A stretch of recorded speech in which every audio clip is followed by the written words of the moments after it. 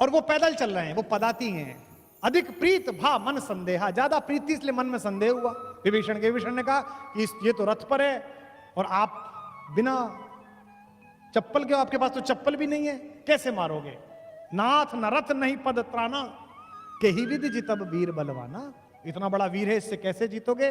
तो राम ने उसे जो सिखाया वो मुझे याद है, मैं आपको बता रहा हूं, आप अपने घर लेके जाइएगा। राम ने कहा कि मैं जिस लड़ाई में उतरा हूं दोस्त, उस लड़ाई में मिसाइल्स की जरूरत नहीं है। तो उन्होंने कहा कि इस लड़ाई के लिए साधना की आवश्यकता है, साधन की आवश्यकता नहीं। उन्होंने कहा क्या क्या है? इसके पास तो बड़ा रथ है नाथ, आपके नीचे तो पदत्राण भी नहीं है। कही विधि जितब वीर बलवाना, इस बलवान से कैसे जीतेंगे? तो उन्होंने कहा कि सुनो सखा कह कृपा निधाना, ज्यों जय होई सियंदन आना। मैं तुझे बताता हूं भाई मेरे दोस्त, इस युद्ध में जीतने के लिए जो रथ चाहिए वो मेरे पास है। अब विभीषण को रथ दिख नहीं रहा, राम कह रहे रथ है। इसी में आपके जीवन के संघर्ष की गति है। उन्होंने कहा मेरे पास रथ है। कौन सा रथ है? मेरे पास जो रथ है उसमें 2 चक्के लगे हुए हैं, तुझे दिखेंगे। कौन से? सौरज धीरज ते ही रथ चाका, शौर्य और धैर्य 2 चक्के हैं। एक तरफ शौर्य है, एक तरफ धैर्य है।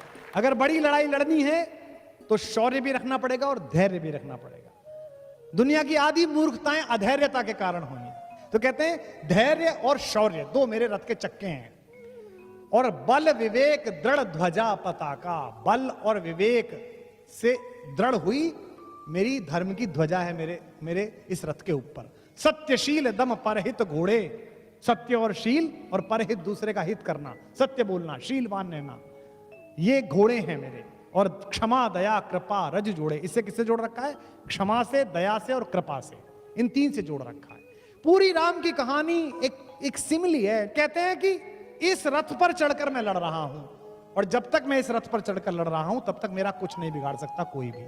तो आपके पास अगर साधन कम हो तो आप समझ लेना कि आपके पास ये वाले साधन